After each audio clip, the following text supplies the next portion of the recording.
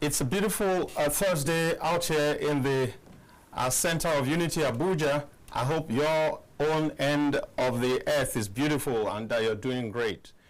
I'm very excited to be here. It's great to be alive, and I know that it's because you're alive, that's why you can watch this too. Thanks to God Almighty. This edition, this first segment of the edition will bring you very heart-wrenching story of some of the victims of the Plateau killings. Some of the victims of the Plateau killings, their experiences they will be recounting with us, and how their lives have turned out after some of those attacks.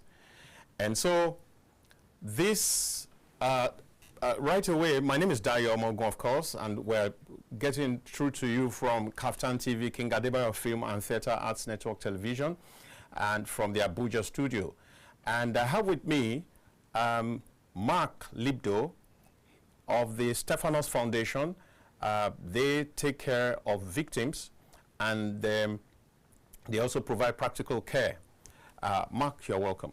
Thank you very much. Good to have you. Yeah. And then also I have Machen Wesley Jacob, who is one of the victims, and he will show you part of the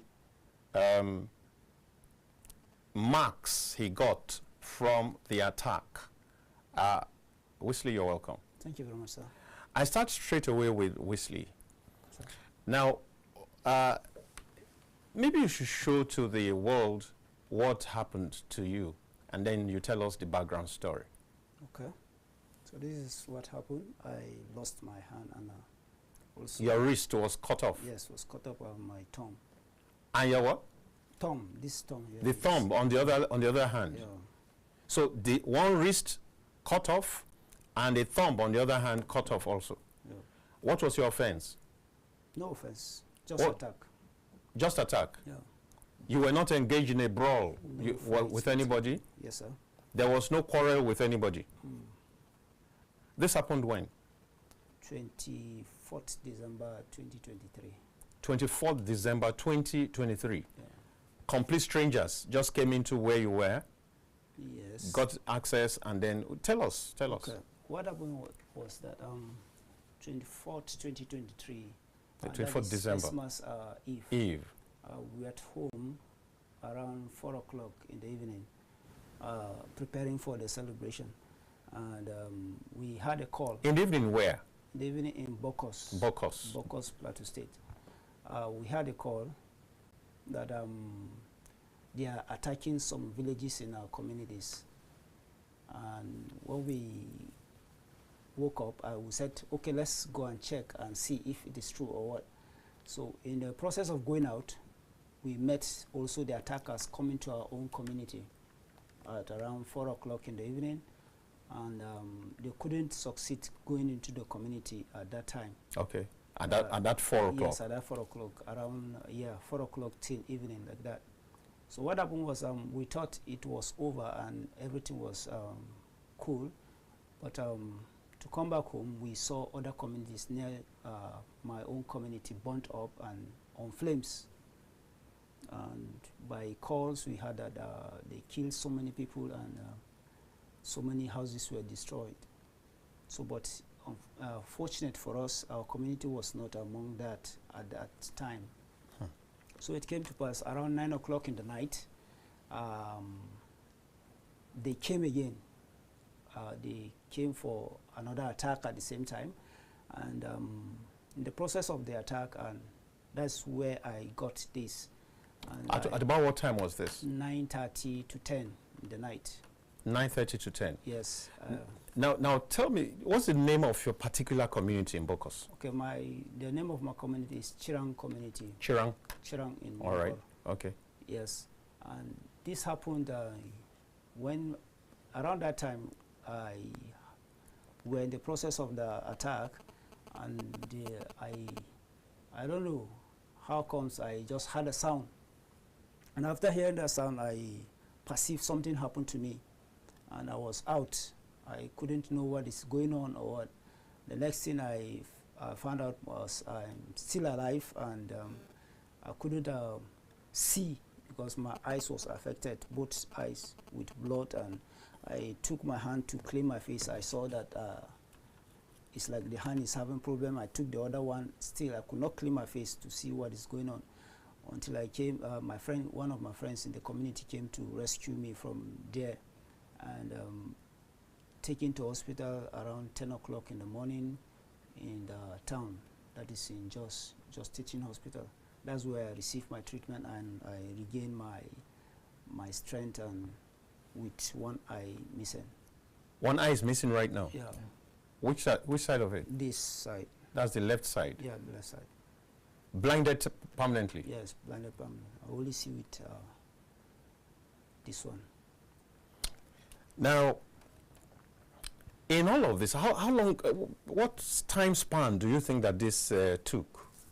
Okay, the attack? Yes. I think from 4 o'clock there was a break because they went back. They went back, yeah, yes. And you people thought that, it was over. And around 9 to 10, that was when me and my wife, yes. I know what is going on. Yeah. But from then, the only time I regained consciousness was when the forces came to rescue us from, that was around 3 o'clock in the night. So I don't know what That's 3 a.m. in the morning, around 3 a.m. What took place then was, I was not alive, but now I know what happened. Of course, because have some many people were killed, especially women and children. Almost 23 to 24 people were killed in my community that very night. Now, let me ask you, do you have any form of, is there a police post in Chirang? No, no police post, but for now the government sent forces. No, that's at that time. Yeah, at that time there was no no police. No police post? No police post. No NSCDC? Nothing. No, in fact, no Boy Scout or Boys Brigade? No. That's just on they're not security personnel. Yeah. They're only vigilante. Yeah. Only You have vigilante from within the community. Yes, sir. And these were the people who helped us in helped maybe the first time in pushing them back. Exactly. Only for them to now come back and take advantage of few people in the middle of the night. Now, let me ask Lipdo. Yes. How did this get to you? Dayo, you can see that it's a very touching story. Very touching, very touching. Directly from the victim. Yeah. This is what our organization has been taking care of for the past 22 years. The story of the victims is as if it's not reaching anywhere. And that is the thing that we are dealing with as an organization. We feel that victims need to be heard and something needs to be done to bring justice in their situation. And so we come as an organization to try and bring a voice to their situation. And that's why we are here today. Try to bring them to the public, let them know. Because when attacks are happening in communities, people are on the run, and even the media people find it difficult to go to those communities. And so the stories don't get to be heard. But some of us who go on humanitarian relief, we see this thing firsthand, and we wonder whether Nigerians are actually knowing what is happening. We have representatives now in 774 local governments of this country. The Stephanos Foundation? Stephanos Foundation. And anytime anything is happening, we get it from our organization. And that's how we document. And we reach the victim directly and bring his story, try to bring his story to the notice of Nigerians. So we are used to this kind of stories, and we are overwhelmed with how these people can be taken care of. All right. Maybe I should just reel out some of the cases that we have. And in fact, they are present within our studio premises, many of them, about 5, 6 of them. And I'll be reading their stories, even as we run the the pictures, the videos of the people as they are entered our compound this afternoon. Now you have the case of Asabe Moses with her mother-in-law Talatu Bala and her daughter, 4 years old Joanne Moses, who were inside the room when their house was set ablaze, but they escaped with burns. We saw the baby with the burns, and you will see them on your screen right now. Now, when the attackers came, they opened their room and removed her 14-year son that was asleep and slaughtered him like a goat. That's the story we have. And then her husband, her 10-year son and another 2-year son were all burnt to death. That's the woman, the smallish woman that came down from. Yes, the little girl there. And the little girl. Yeah. I'm sure you can see all that on the screen. Now, you also have Dinatu Ayuba.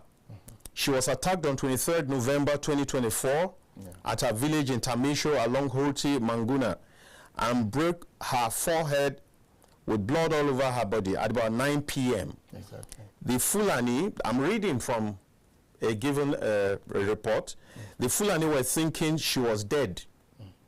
She struggled and survived through the help of security forces who rushed her to a hospital in Bokos. And then you'll have the person sitting here in the studio, Machen Jacob Wesley, who was attacked on 23rd December 2023. He said that himself. Around Tamisho of Mango along Horti Manguna Road, they cut his left hand and destroyed his left eye. In fact, this report does not even talk about the thumb that was cut off. And then leaving him like for dead, thinking he has died, but to God be the glory, he was still breathing. He was quickly rushed to a hospital in Bokos and later transferred to JUTH, that is the Jos University Teaching Hospital, and his hand was cut off. Okay, yeah. The incident happened around 9 p.m. Now, you can imagine these gory stories. You can imagine these very heart-wrenching stories. Now, let me ask you, you represent some of the victims. You people are from the same community. Now, let me ask, who took care when you went to the hospital? Okay. Thank you very much for that. Thanks to the Plateau State government, that is Caleb Mufan, the present governor. He was the person that took care of our bills and everything that we are. Okay, the Plateau State government responded in that area. Yes, in that area, because we are taking their left dead or alive, but we thank God we are almost 40-something patients. 40-something? Yeah. From that incident? Yeah, because it was not only my community, almost 20 communities in Bokos we were attacked at that same time. That means it is carried on simultaneously. All right. So and that's you're talking 2024 now. Yeah. 2023. Yeah. Now, this recent one, was there any of you involved in this recent one? No, because the people involved in this recent one are still in hospital. Right now? Yeah, they are still in hospital, critical condition that they could not come here. All right, now, this woman lost her son, her 2 sons, lost the husband, and lost, she's scarred from burns, and the daughter too, the little daughter. That's the only child remaining. Yeah, that's the only child remaining at the moment. She had 2 others that were slaughtered in her Yes, I know. I'm saying after those 2. And her husband, the house was set ablaze. Right. Now, this woman is from Basa, local government. Right. The gentleman here is from Bokos, Yes. local government. Yes. And the lady you are talking about that was injured on the head is close to where the current attack happened in Bokos, Kurti area. And because their place was attacked in December 2024, the government took measures to try and cope with the situation. We did not know how effective the measures were, but you can see now that Houthi was targeted and attacked again. And many people were killed, about over 52 were killed there. At the moment, and the recent one in Bokos, right. We could have brought the victims to this place, but they are really, really very critical. They couldn't come. So that's why they are not brought here. So to see that somebody was attacked, Houthi was attacked, someplace close to Houthi was attacked in 2024. And the Houthi now is attacked again this year, shows how effective the whatever measures exactly. So it's a concern, and not just Houthi. Then Bassa was also attacked in the same Plateau state, and then we are hearing of Zamfara and other places. This Benue and even up to Enugu, places are being attacked by the same headsmen militia. And this is where we have a concern, seriously. How effective are the security measures? So that's a very serious concern, and I was going to go to get to that. But let me ask you, so this woman, she was treated the same time, I mean, yes. You were treated. Yes, sir. Ever since then, what has government done beyond that treatment? Whether for you or for that family or for several others, is there any such thing? Beyond that, no, nothing that the government did to us. No financial support? No financial support, nothing. The only thing we had was non-governmental organization helping us in foodstuffs and some relative material. But the government has said nothing to our own situation. Has said nothing since then? Yeah. Okay, maybe the bill that was involved was very huge. Like how much was involved in your case? I don't know really. Okay, that wasn't disclosed to us. So, since that 2023, no government agent, no government personnel has approached you. Nobody has come to ask you questions. Nobody has asked you how you feel. Nobody has asked you how do you feed, especially now that you have been made disabled. Without a hand, without a thumb, without a wrist, without a thumb, and with one eye gone. Nobody has come. Nobody said anything. The Plateau State government has not sent anybody. Nobody. What about the Bokos local government? Nobody. Nobody. No. Now, did you hear of any news that those who committed that atrocity have been apprehended? Yes. Besides that very moment, some people were apprehended. That very day? Yeah, some days after the attack, some people were apprehended and taken to the CID and interviewed, and they disclosed so many things. They said, yes, they are the people that did the attack, and they invited some people from Bauchi and Nasarawa states. They said that? Yes, he said that. The person said that. And he also disclosed some people that they are close to our own community also. Okay, insiders that yes, they are working with. So there are insiders? Yes, there are insiders, because they are the people who show them where and how or where to move around. Yeah. So, but the bad thing about that is they set them free. Immediately after that, they set them free? Yeah, he set free because he mingles with us again. He came back from... Who is the he? The person that was apprehended. I don't understand that. The person that was apprehended... Yes, for the crime he has committed. For these crimes? Yeah, for the crimes that he has committed, but he works free in your community right now? He works free. I'm sorry, but you know the person?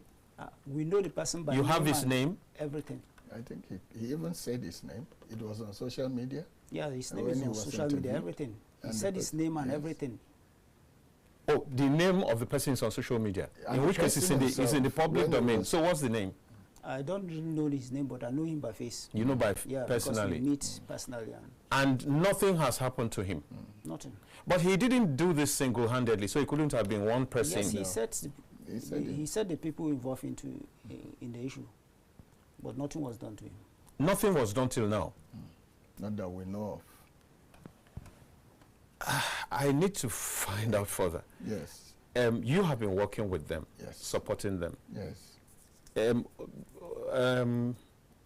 Your part of the bargain does not involve trying to get justice for them, trying to reach out and say, what does government have in stock for them or something?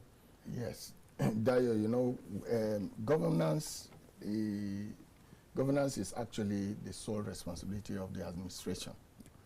We, the non-governmental organizations, we can only help where we think that we can give some succor and cover up the areas that government do not reach. So the sole responsibility is of the government, you know, to try to bring justice. We don't have the instrument of bringing to book any criminals. So the government are supposed to make arrests whenever crime is perpetrated, arrest the victims, and then bring to justice and let there be punishment.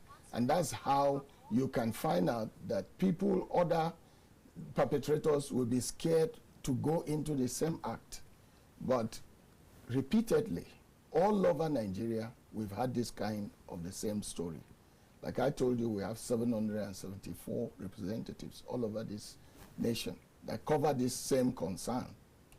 How comes that there will be an attack, people are apprehended, and you don't hear anything after that? So I think the security operatives need to say more about why people are arrested and they are allowed to go back freely. I don't know why, and of course, if that is not done, justice is not brought in situations like this, then crime will continue. All right. Now, from what you gathered, Wesley, Yes, sir. so was there an explanation of what prompted this attack? Like, why did the person carry out this attack?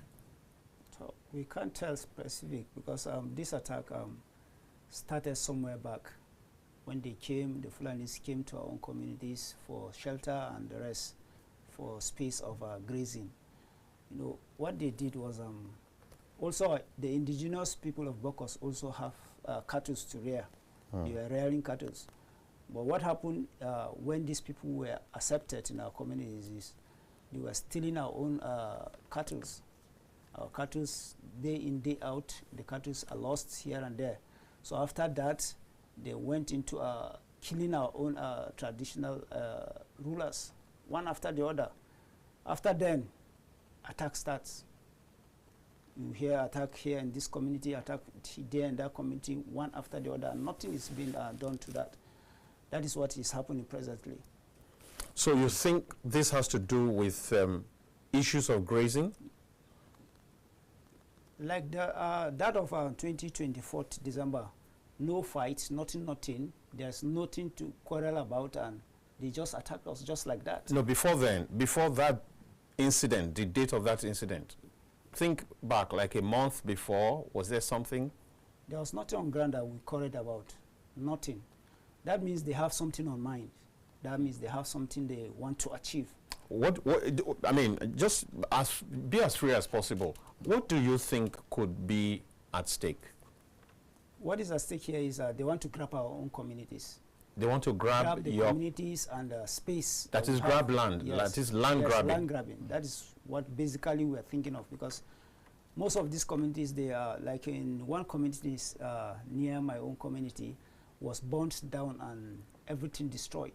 So what happened that the members of that community went back and mold blocks and tried to rebuild their houses.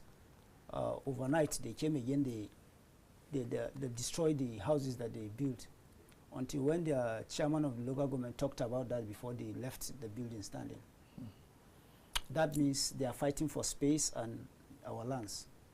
Yes, if I may come in here, that you know, it's unfortunate that victims are left to think about what has happened. And the same thing happening in Bokos has happened in Katsina, has happened in Zamfara, has happened in different places. And so when you take them in isolation, you will not be able to understand the background of the whole situation. However, as an organization, we've been on ground since 2001 with the wake of the crisis in Jos.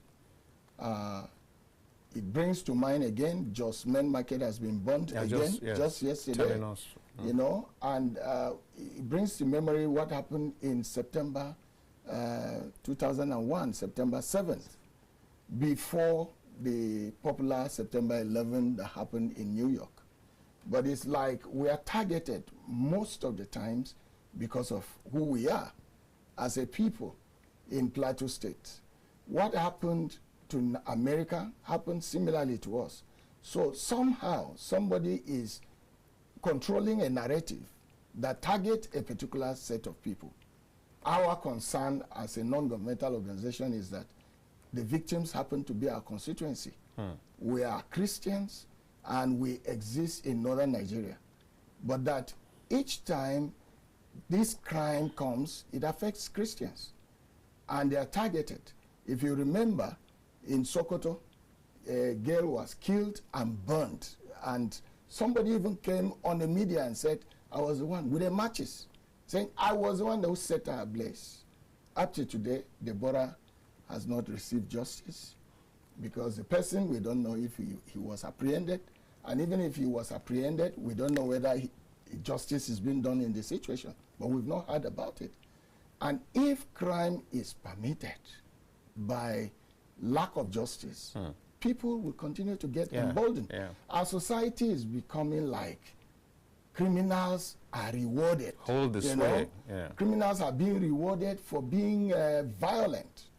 So wherein we have Boko Haram being given opportunity to be de-radicalized, right? And a lot of funds are put into that. Government funding go into the de-radicalization of Boko Haram, and then they are given opportunity to be assimilated into the military. And yet, you do not have place for victims who have been amputated and are not even able to eat. So that becomes a concern, a big concern for a society in Nigeria where you have over 200 million people at risk of all this violence. Now, let me ask, or let's just take a breather, and when we get back, let's take a break.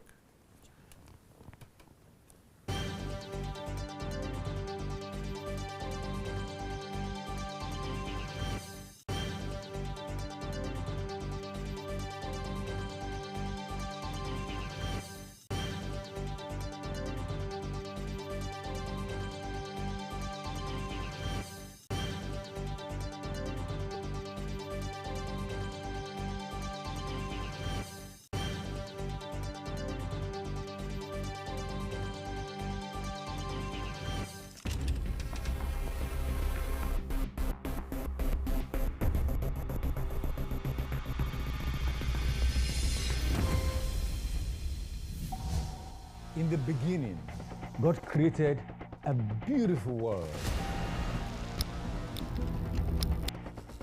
3, 2, 1. Action. And that's why, at KAFTAN Television, we imagine a beautiful world.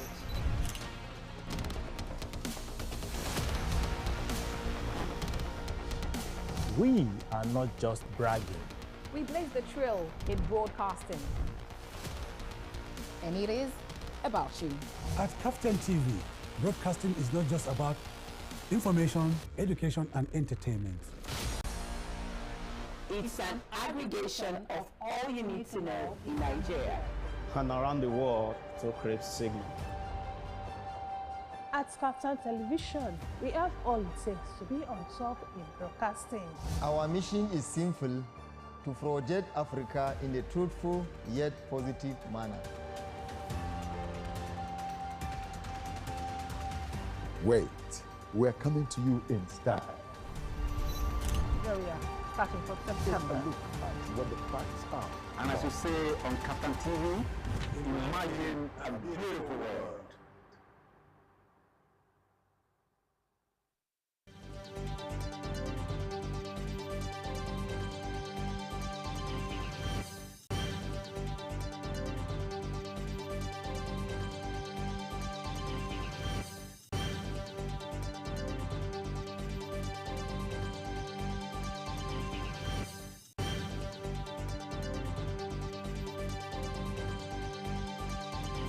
My name is Sheila BCFR, the Black Comedian of the Federal Republic. I tell you, when it comes to the best of entertainment, the best of news, the best of information, something that is educative, you're right here at the best place to see that. It's KAFTAN TV. You know what? Increase the volume. Keep watching. Don't touch the dial, okay? It's your girl Nkechi Blessing Sunday. I want you all to keep watching KAFTAN TV. Please keep watching KAFTAN TV. It is the best civil station in the country. They're doing an amazing job. Please do not touch the dial. Keep watching. Thank you. My name is Sheila BCFR, the Black Comedian.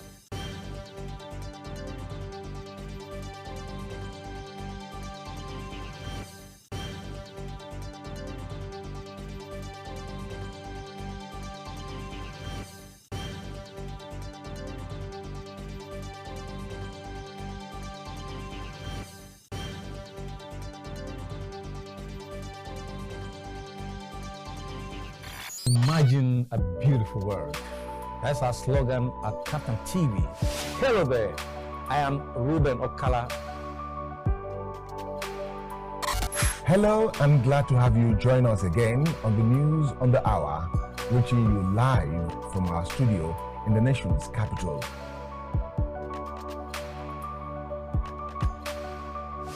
And that has been the news. Many thanks for watching. My name is Fatima Abbas Hassan. I'm here cutting Baba today. I am Kyrian. The politics of Lagos State is still very much in the hands of the leaders. My name is Dayo Omogun. I've not done a change of name. Adebayo Film and Theatre Arts Network. We always dish out beautiful materials.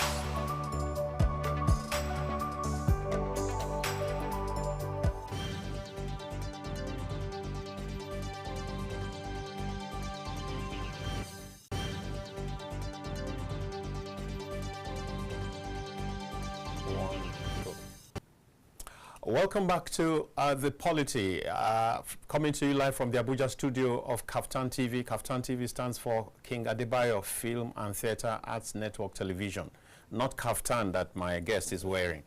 Yeah, so my name is Dayo Omogun, once again, in case you're just joining. And the man next to me is the leader of the Stephanos Foundation, and they take care of victims, and they also provide practical care. His name is Lipdo. You're welcome once again. And I have with me now, taking the place of Machen Wesley Jacob, is Ambassador Ezekiel Peter Bini, right? And he's the national president and national youth president of Irigwe community in Bassa local government area of Plateau State. Thank you, sir, for having me. You're welcome. And also, we go on from where he stopped. Now, were you in Bassa in December 2023? Yeah, I've been in Bassa since when I was born. Since when you were born. So Sure. you can tell us a little story about what happened on that day and what happened in the recent attack that also occurred in Bassa. All right, thank you very much, sir. Quickly in very short period. It's okay. Our story started 24 years ago, not even 2023. We have been having insecurity challenges. And the recent one that happened, let me just conclude because of time. It happens on the 14th April, where our people were at sleep at 12 midnight when the Fulani militia invaded a community called Zike in Kwal district of Bassa local government in Plateau State and massacred 52 persons were killed in that attack. And then we have a lot. That's this month, 14th. 14th of last month that just passed. Oh, it just passed. Oh, yes, last month. The first day of May. 52 people were killed. And we have quite a number of people lying in the hospital, and some of them that we even brought them here in Abuja for the media to see for themselves. Now, your other person just left here. Now, is there anything the community has been able to come up with because you are a leader of the community, you are the president of the youth from Uruguay, for example.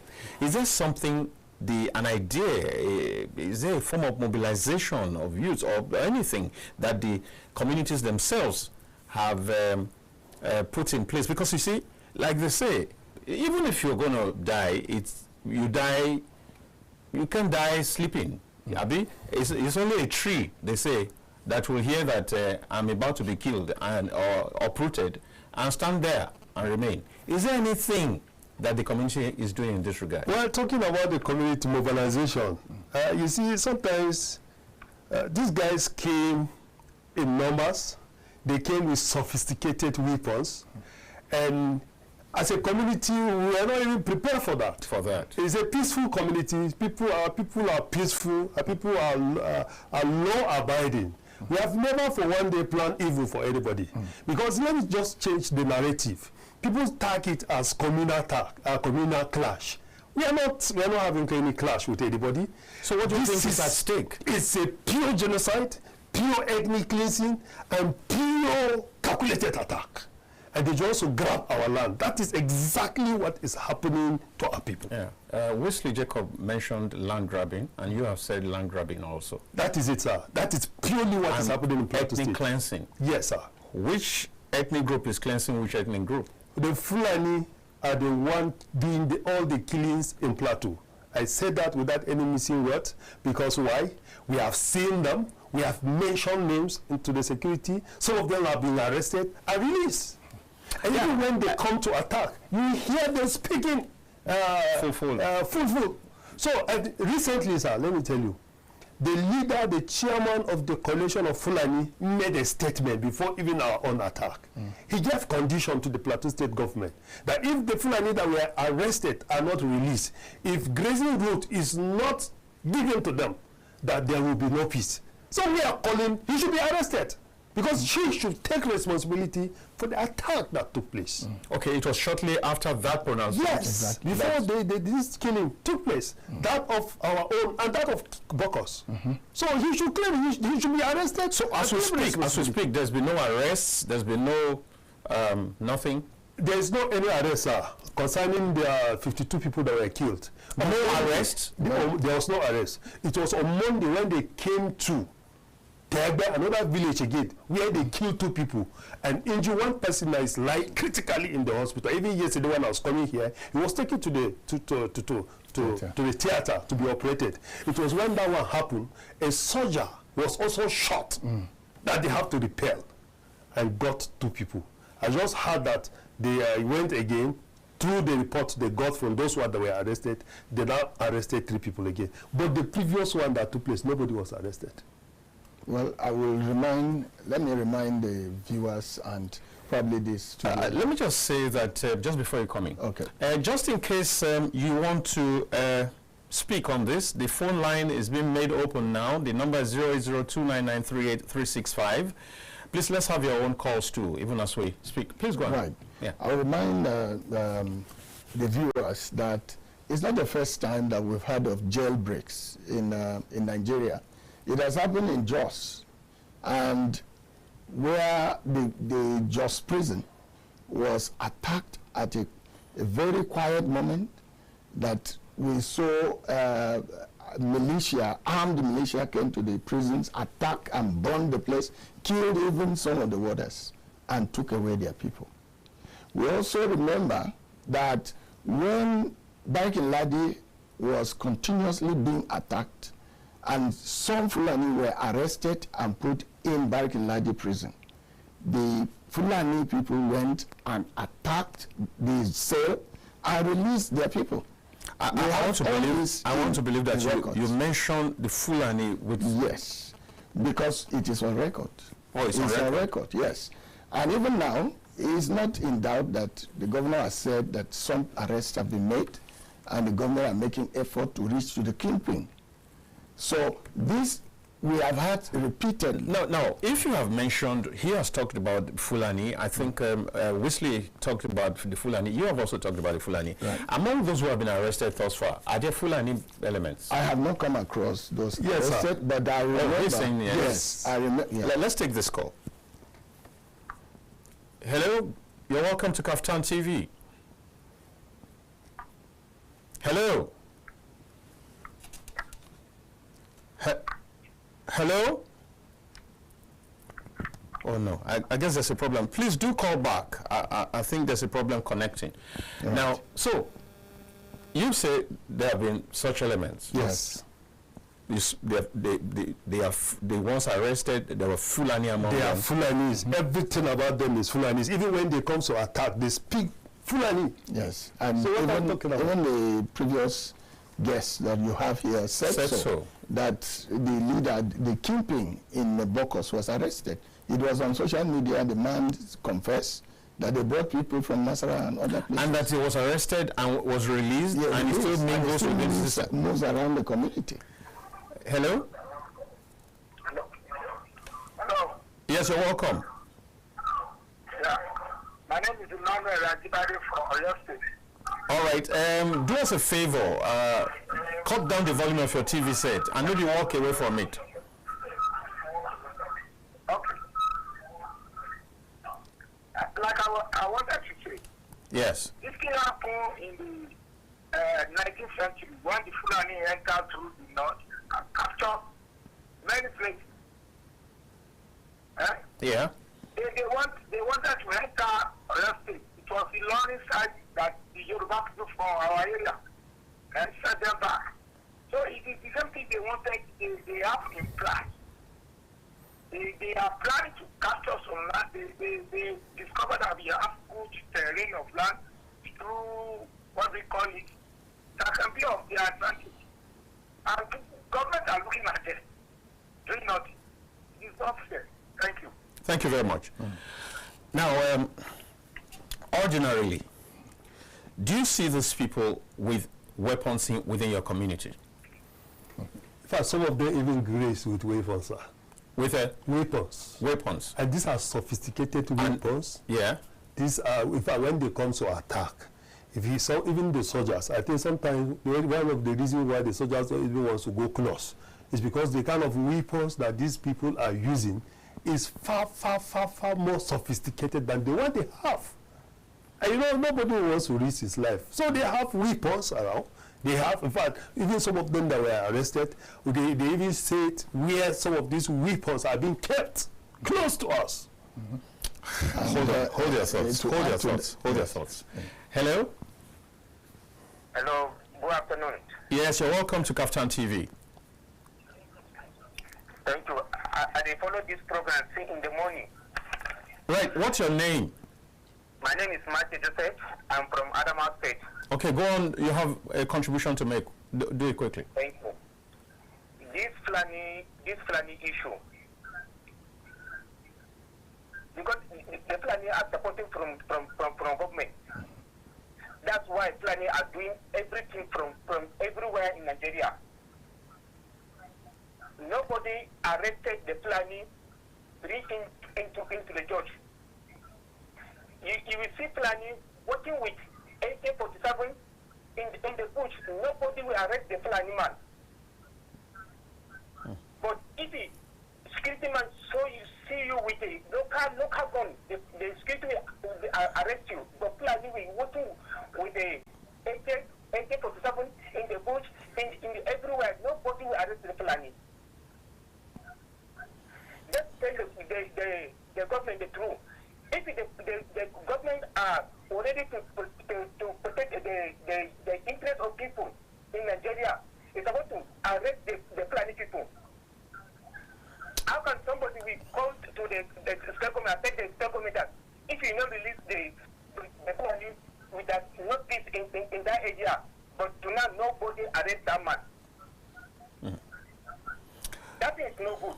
Thank you, Matthew. Thank you, Matthew. Let's tell our truth in this Nigeria. Everywhere Fulani the killing people. Everywhere you go to Benue, you go to Plateau. All right, Matthew, your point is well made. Yes. Thank you very much. Actually, let me yes. build on what Matthew has just said here. Mm. You know, one of the victims, Asebe, yes, that her children were killed and the husband was killed. She told us the story when we first met her, that she usually see this aircraft.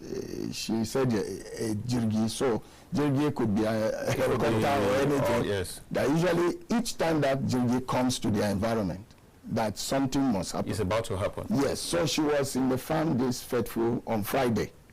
Okay, their community was attacked on Sunday, 14th of April, right? Midnight. She was in the farm on Friday, and this aeroplane came, or whatever, the helicopter came.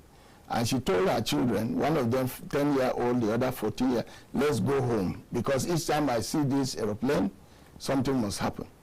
And she went back home. Unknown to her, attack was actually going to happen. And it happened on Sunday night, when these children that she had even led to safety, tried to come back to protect, were brought out of their homes and slaughtered. One thing she said is that each time the aeroplane lands, that she sees people Fulani carrying jerry cans on their head. What are the jerry cans? I don't know what the jerry cans contain, but so she seemed to think that that's where the ammunitions come from. Okay. So they carry those things in their head, and then not long she will see attack happen in the community. Unknown to her, she would be a target.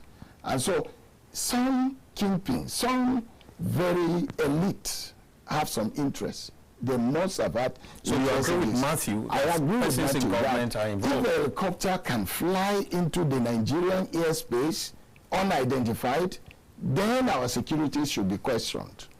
How good is our intelligence? All right, quickly. Has your group, for example, made any representation to the governor, to the government of the state, as to your concerns and what you think is the way out?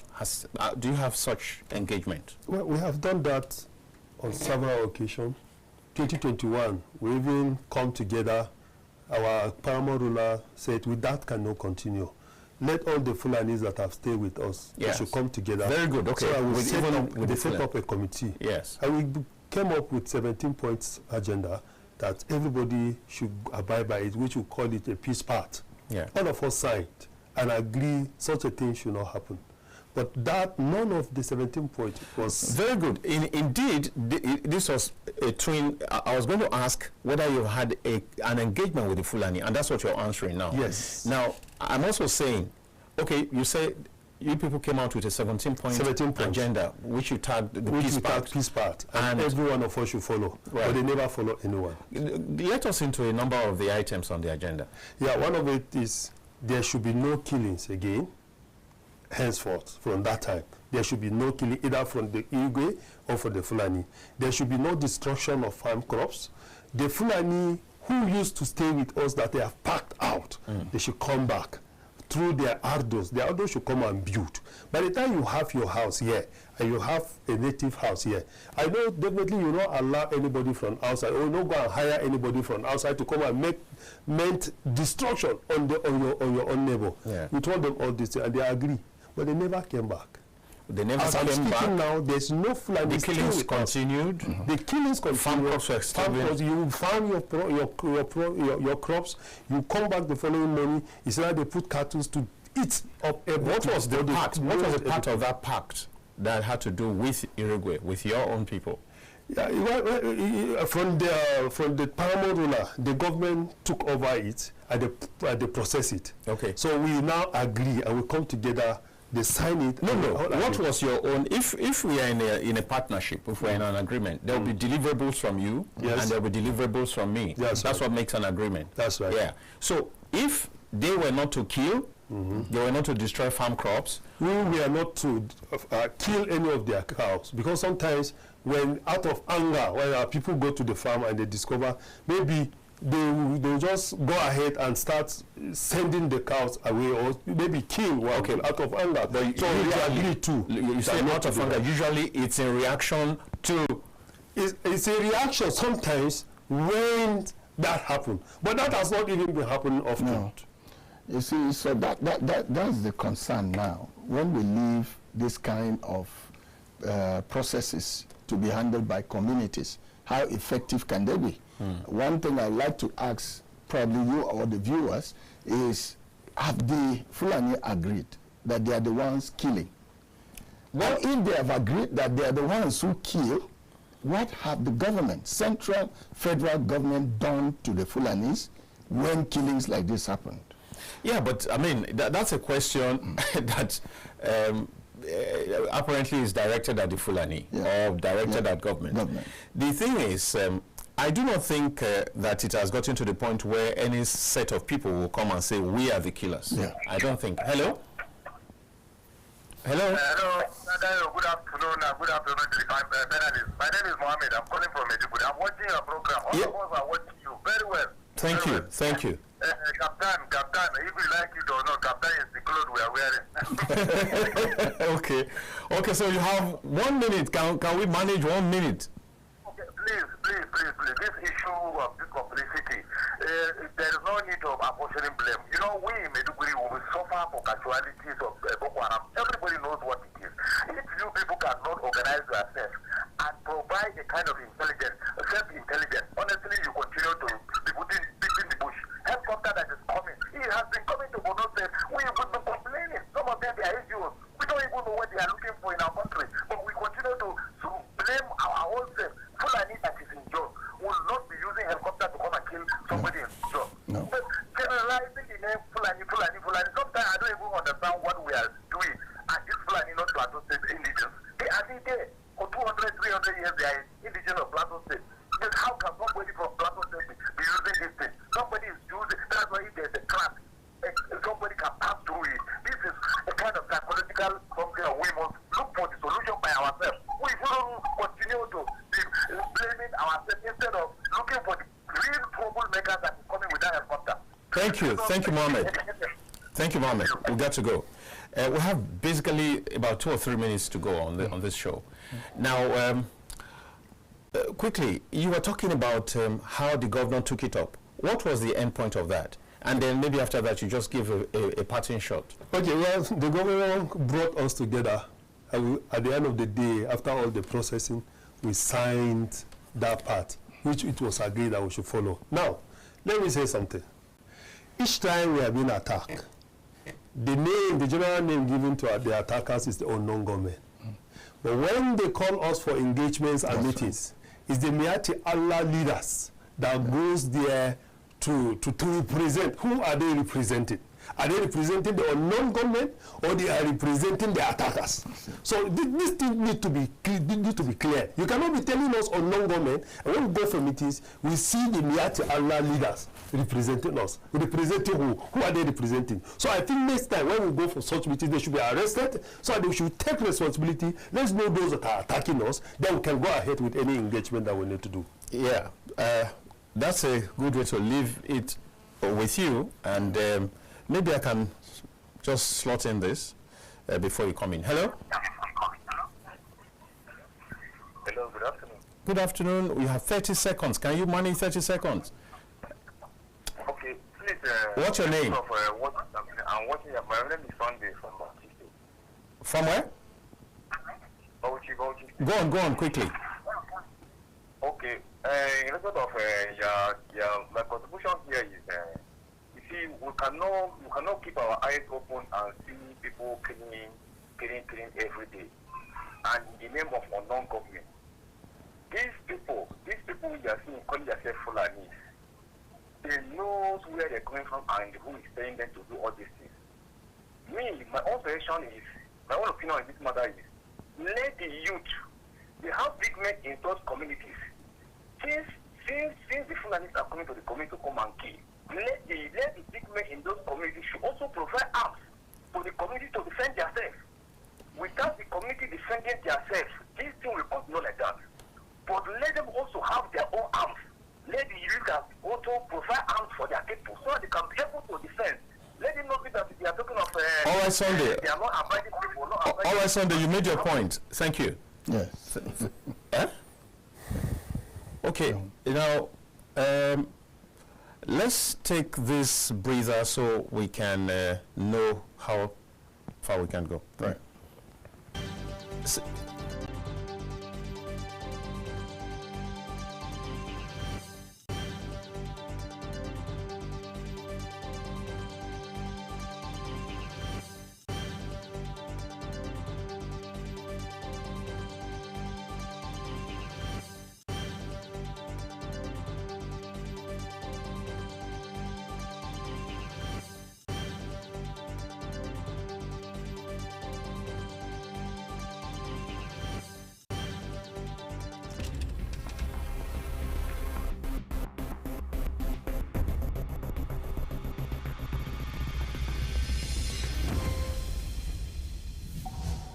In the beginning, God created a beautiful world.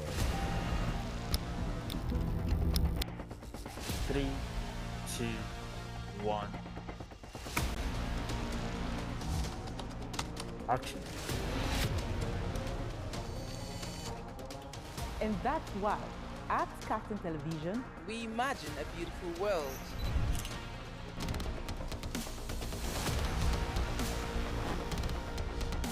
We are not just bragging. we blaze the trail in broadcast.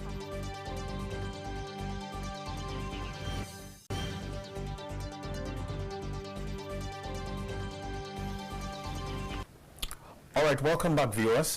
You're still here with us on The Polity, and we've been talking about the Plateau killings with victims and representatives on the show this edition, in addition to a foundation that has been of tremendous help in trying to rehabilitate victims and providing practical care. Just before we move forward, there's a call coming in. Let's see what he's got. Hello? Good morning. Good morning, sir. Afternoon, if you still want, if you insist. But just go. I'm just overwhelmed with the current happening all over Nigeria by killing people, making people look as if they are nothing, as in the killings all the time. I don't know. But what I want to say, just like the last caller said. Yeah, you tell us your name and where you're calling from first. All right, sir. My name is Emmanuel. I'm calling from Abuja. I'm watching from Abuja. Great, go on. All right, sir. So what I want to say, just like the last caller said, sir. You see, waiting for federal government in this matter of killings, for me, you wait forever and people keep on dying. Why not just organize yourself, the youth there, organize yourself, put yourself together. And whenever you sense anything like, just like the other lady said, that whenever, before anything like that happens, they see the site and this plane will come dispatching weapons. Put yourself together. If possible, attack back. Because for crying out loud, this is your land, this is your place, your God-given land. You can't just keep your head every time they'll be killing you, giving us figures. Stop giving figures. It's time for you to stand. Defend yourself, defend your land. That's all I want to say, because the country now is the federal government, since they don't want to take responsibility, let the people take responsibility. Thank you, Emmanuel. Thank you very much, sir. Right. Yes. You know, two things that we need to quickly respond to. Yes. The first being that Mohammed, one of the callers, did say that that the pointing fingers at the Fulani may not be quite correct, because according to him, some of these people have lived for 200 years, 100 years, and so why would they want to hurt the people who are with them? Yeah. Do you want to? You see, the truth is, people are not pointing fingers. It's you and I who are in the studio here, or somebody who is in another community that is not affected, that is pointing fingers. But victims come here with cut arms and you would say they are pointing fingers? No. Who did it? They know. They know the perpetrator. And even in the case of Bokos, the man came out to confess that he has other people that came to help them to do that, right?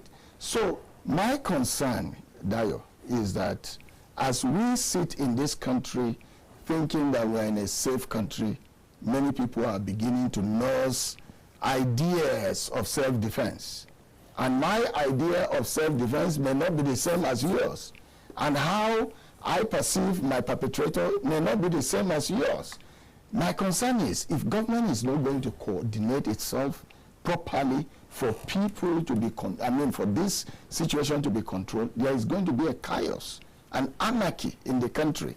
And that is why non-governmental organizations like ours are working tirelessly to help the voices of the victims come to air, come close to government, and let government be effective in their situation. Talking about effectiveness of government, it's interesting. I asked the question before. Was it from you or from the earlier? I think it's from you. That do you people see these persons with guns and with fighting? And you said yes. Yes, sir. Now, the way it is, I mean, and I'm saying this based on what your response has been, and your response and all that, and what some of the people are saying. If you have a situation where some set of people carry guns freely, and some others cannot carry guns freely, I think that's what somebody from Matthew, I guess, from Adamawa said. That, see, if you carry even a Dane gun, you'll be arrested. But if these other people carry... They carry, in fact, the very sophisticated weapons, and no one says anything. Nobody says anything. It then means that there is no level playing field. No level playing field. No level playing field, and that definitely, like you said, where it will lead to is huge chaos. We hope that we don't get there. No, that's we our prayer. hope and pray that we don't get there. And we are working hard. Just like you said, and a number of callers have said, I don't know whether you saw the video online made by where the DSS Director General was speaking. You saw that? Yeah, I saw it. So it must be a level of frustration that has led people like you, people like the callers, and even the DGDSS to come to that level of reasoning. Hello? Hello? Hello? Yes? I'll just say it again, please. The epitome of my piece too, my summary is that the way our people did to them, those people in the north, they must stand with them. When they kill 50 today, go to their abode, kill 150. Yes, if you are looking at the government will not be the same government that they are giving the Boko Haram amnesty. They have nothing to do. If they kill you, go and kill them wherever they are living. All right, that's Ajibade, right? Thank you. Okay, so he's saying the best form of defense is attack. Yeah, in a nutshell, that's what he's saying. No, that's if you keep waiting for government, you're not likely to get any help. But that's unfortunate, and I do hope that government people are watching this and that they will get this information, and that something very urgent needs to be done. Hello? Hello, good afternoon, Kaftan TV. You're welcome to Kaftan. Yeah. My take on this issue is that... Before your take, let's get your name and your place. My name is Papa Ademola from National State. All right, you're welcome, Ademola. Yeah. What I'm just seeing in all this scenario is that the leaders of these people, of this community that are always attacked, they should be held responsible. All right. Those communities have senators in the House of Assembly. They have members in their state House of Assembly, and they have representatives in the House of Representatives. So they should hold those people responsible. How can I have how can I be a leader of some people, and unknown government will just come and be attacking them, killing them from time to time, and there have never been any apprehension. They have never attacked, they have never arrested any and brought to book. And this thing has been continuing, and they just keep quiet. Every time they'll just come and say, and don't be annoyed, don't take judges, don't take law into your hands. We are going to restore peace, this and that. They should hold those people responsible, because they are supposed to defend their community. They are supposed to defend their constituency. How are they supposed to defend their constituencies? I would like if you could shed a little bit more light. Okay, now since the federal government security apparatus, that is the militaries and the police, are far from those villages, these people are supposed to come and implement or bring up security, local security architecture in that particular community. Arm them with any kind of weapon to stand and defend their community whenever these people come. And they open fire against each other.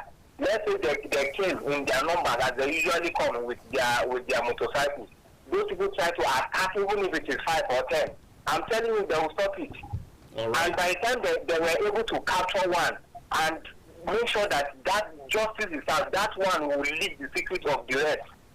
But they always keep quiet, and this one that they say if the people carry them gun, the government will arrest them. That is to tell you that there is a connive between the leaders with the people that are doing this. Thank you, Tokwe. Thank you, Tokwe Ademola. Thank you. Thanks. just in case some people who were interested in calling before, because I said it was remaining 3 minutes, if you have retreated, please, the line is still open. And those are even shortening their time, like Sunday and Mohammed. Please, you can still call in. We have close to 15 minutes or so still to go. Right. Now, so you heard him. Yes. That you have representatives at the National Assembly, which is, I mean, that is to say you have people in government also. That's right. So what do you make of that? What can you expect of people in government, even though sometimes we get angry with them playing politics with some of the issues, right? And then they don't represent their people effectively. But these people they don't hold the responsibility of releasing the military or the security people in that, I mean, to defend their people. The sole security responsibility of the security is the people in top in government, like the president and all that. So like saying, yes, that's what is. If you put consistent pressure, if a senator stands up today to speak and says, "See, my community, my constituency is," some have done that, even in Plateau, consistent. It's going on. Some of them give it to them. Some are very, they are representing their people effectively. Even the governor came out from Plateau State. I'm yet to see a very effective government like this now coming out and standing with his people and saying justice must be done. But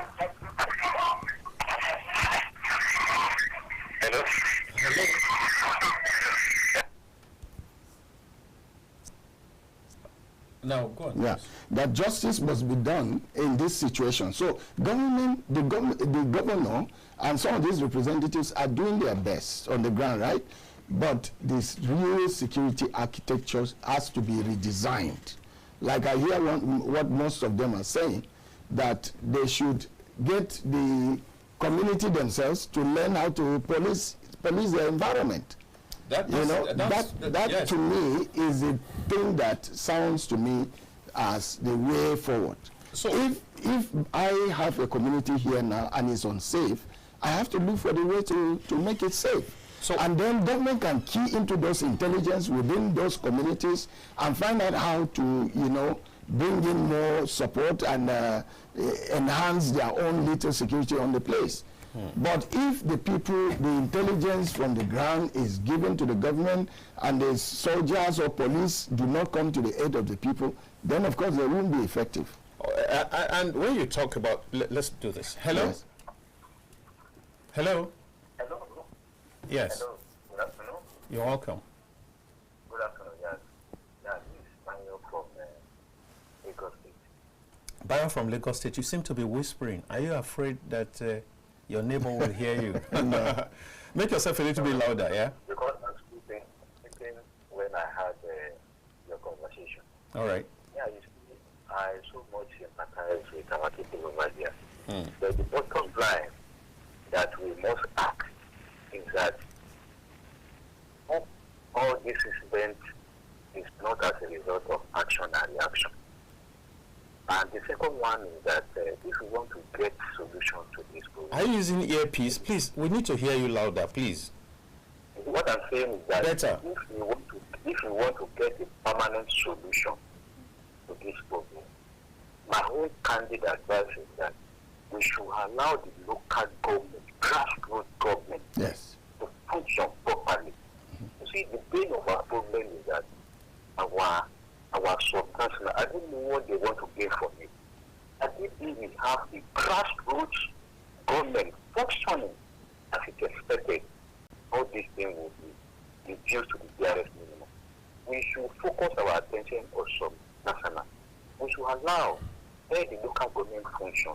Local government in collaboration with traditional rulers, it will go a long way. If I want to recall you in retrospect, during last review, Buhari said we should see anybody with guns, take such a person. The president said it. And this one too, said to the governor, take adequate control of your locality. He said, let us take local government, let us allow local government to work. The moment we address that, I bet you, we will have some relief. Thank you, God bless. Thank you very much. Now, that is exactly what I'm trying to re-echo. That Yes. Many people seem to be saying the same thing on the ground.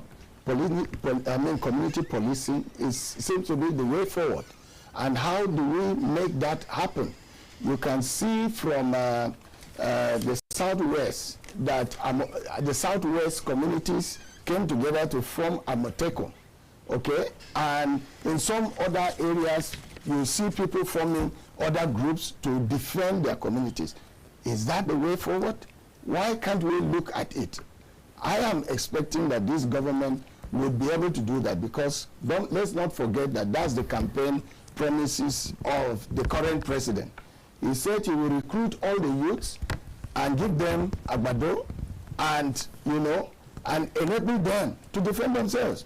We have not seen a figure of like 50,000. Yeah, 50,000. Right. We've not even seen one yet.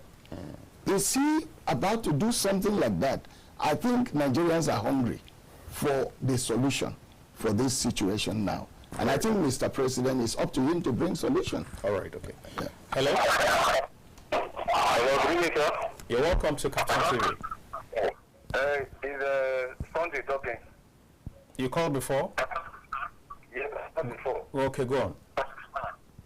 Sir, my humble suggestion in this particular matter is let the leaders look for solution for the youth. Let them arm these youths of that particular community. Let them defend their territory.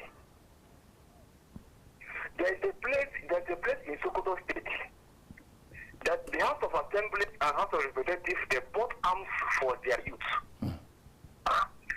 And they say they don't need soldiers in that place again. They defend their territory that the Fulani, the kidnappers, could not be able to enter that place again. And today they are safe. There's a community I so much love in Plateau State called Lantan. Fulani cannot go and drive this rubbish because their youth are wanted. So let the leaders of this particular place, let them do the same thing. All right, Sunday. The only solution is for them to equip themselves and defend their territory, and this thing will stop. Thank you very much. Thank you. Everybody's really very concerned about putting an end to this. Now, just before we go ahead, what's his claim concerning Langtang? Is that correct? Well, it would be good to find out how the Lantang people No, is it correct? Do you also know that this hardly happens there? Yeah, to a large extent, I think they had their own share of the whole conflict earlier. Around 2002, when they had the conflict around Wase that displaced the Tarok people from those areas. But they learned ahead of hand how to do it during Obasanjo's time. I think what they said is it wouldn't be fair to generalize everything on the Fulani whom they have known. So they invited the Fulani that are within their territory to say, we know you as people who pass here, and you always inform us when you are passing, because grass are not always green in our area. When it's drying up, you go down south, isn't it? Yes, so you don't settle here. But please, inform us when you are passing, because we are seeing a lot of killers in this area. And we don't want our boys to come and touch you. So you need to inform our traditional rulers that you will be passing, so that we know who you are. Just in case some of the boys who are there will touch any of your property, because you are friends. But there are those marauders who come in the name of herders that are targeting the communities, that they will clash with those that the communities have trained. I think that is one thing that I know that the Taro people have done. And I think some communities like the Irigwe have done similar things. What we see that is happening is that those Fulani who are there also bring and harbor those who are marauders, who are militias. Is that deliberate or accidental? I think it is becoming deliberate, because it is emboldening them. It's making the Fulani look like they are warlords, they are winning. And all over Nigeria, it's not just here. Somebody called from Oyo, somebody called from Lagos. That's how we receive all this information everywhere. attacks by herders and all that, even in Enugu. So it's getting all over Nigeria. So it has to be discouraged. Right. Let me, recently there was this viral video on online where a Fulani said that before they get into any community, come to settle or come to grace, I'm taking that from what you just said. Yes, exactly. That they approach the leaders of the traditional rulers, and they approach, I think, the police before they settle, and that they even drop tributes and all that.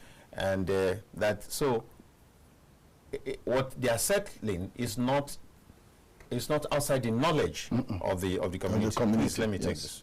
Hello. Hello, sir. You're welcome. I'm thanking Kaftan TV once more again.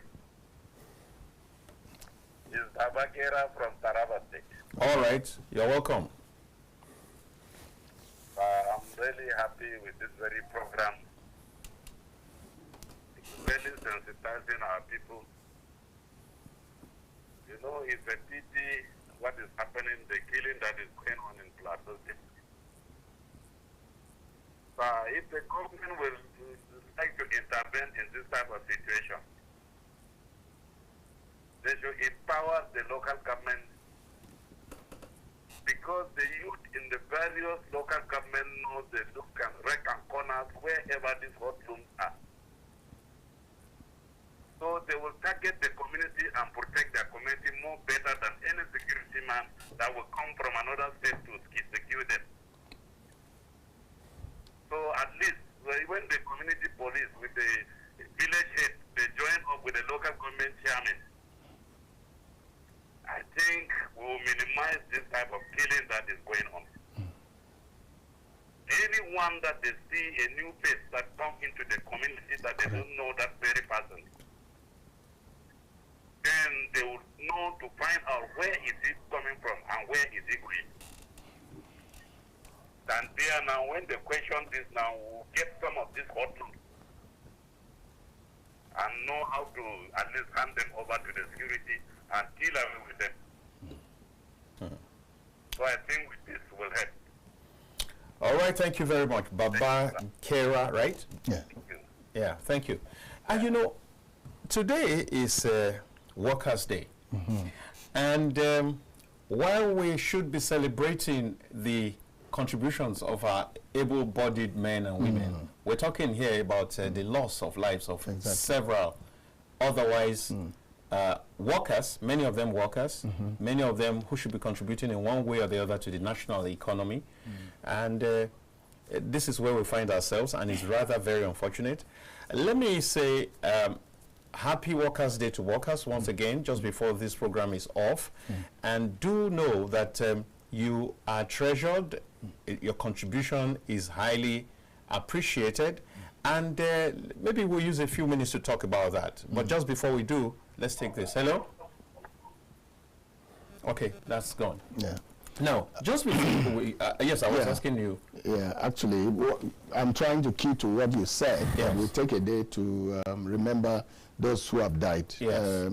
My tribute to many soldiers who have also lost their lives in trying to defend people. We've seen a lot who have been killed in northern Nigeria, northeastern part of Nigeria, trying to defend the communities from Boko Haram.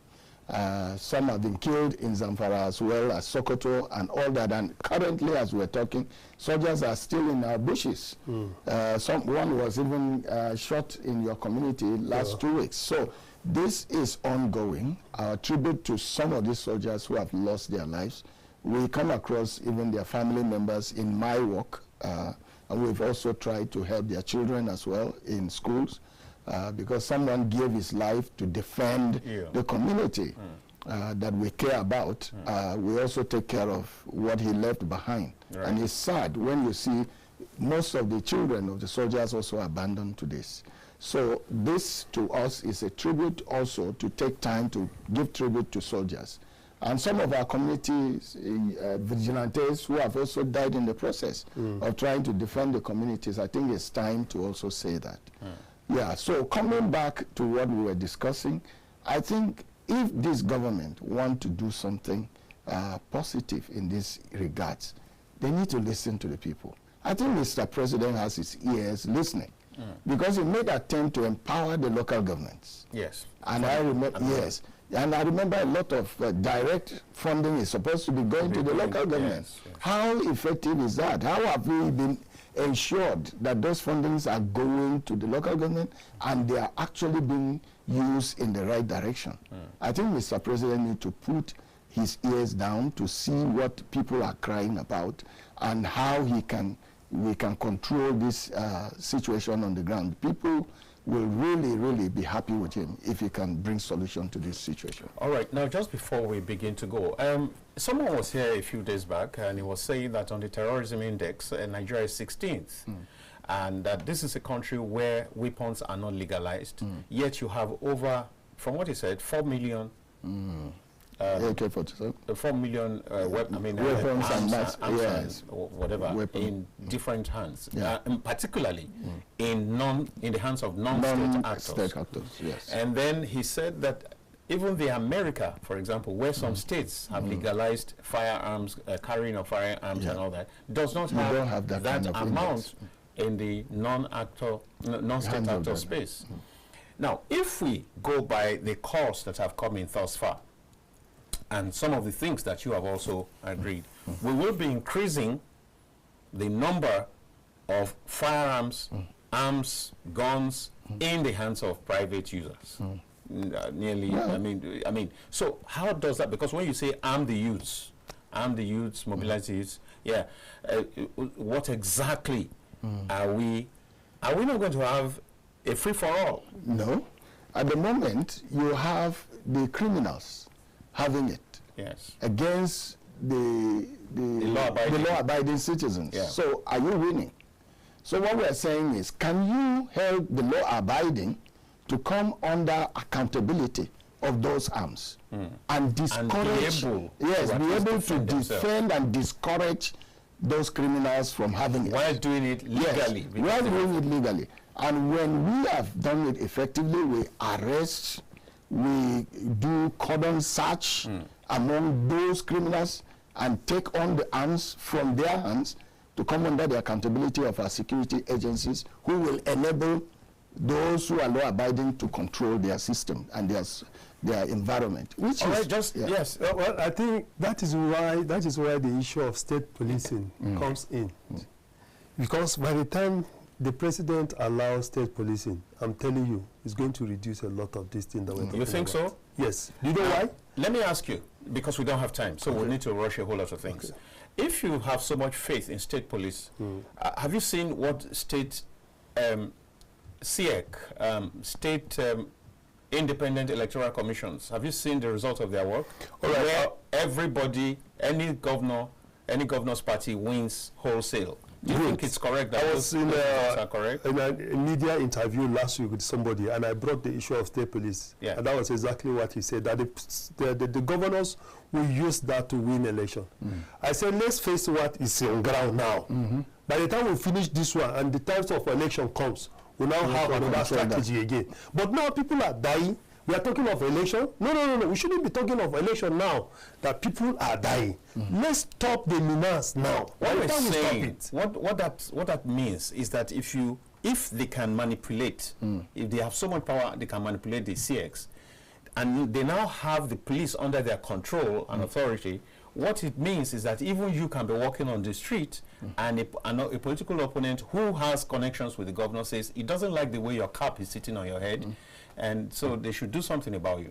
I agree with that. And it could become rampant. I agree with that. But even the governors can be held responsible. You know that. What we're talking about. So let's tackle the issue on ground. People are being killed. People are dying every day, and we are talking of election. No, we should talk of the issue now. Let's stop it. We are talking about accountability. We just must go now. But just before we go, and I think this is important, because the other man who came here, who has no one wrist, who has no thumb, whose eye is blinded, one of his eyes, needs help. And I think that this, send a message in 15 seconds to the governor, to the government, both of you, in 15 seconds, as fast as possible, because we don't have the time. Okay, well, we are calling on the governor to please come to the help of these people. Yes. Some of them, like the woman that was, her husband was killed, her children, two sons killed, and then they also injured. And everything in their house was burned down. And where do you expect her to start? You know, everything she will start from the scratch. So we are calling on the government to come to the aid. Even NGOs, spirited individuals, they should philanthropists, please. I mean, this is heart-wrenching. If you see them physically, I saw them, they're still within the premises. Please, let's do something for them. And I think that we just need to go now because of time. Can I say, all right? Well, I need to record that this is the direction of my NGO. The government must direct their help to victims rather than the aggressors. You know, try to care for victims. I've never seen where they will raise tents for the displaced. I've not seen where government have raised tents to take care of the displaced. In international community, you see that happening everywhere, in Gaza, in everywhere. You see that victims are given attention. Can we direct attention to these victims, please, and see how we can be effective with them? All right, thank you very much. Time is, far gone. I want to thank you, Mark Lipdo. I want to thank you, Bini, Ezekiel Peter Bini. And I really want to also, and I feel for your man Machen, Wesley Jacob, whose wrist is lost, and every other person. I pray that you will find help. And I'm saying thank you to viewers. If there's something you can do to assist these people, please go right there and assist them. And also, I'm saying a big thank you to my production team, wonderful, wonderful team. I just must go at this point. My name is Dayo Omoko.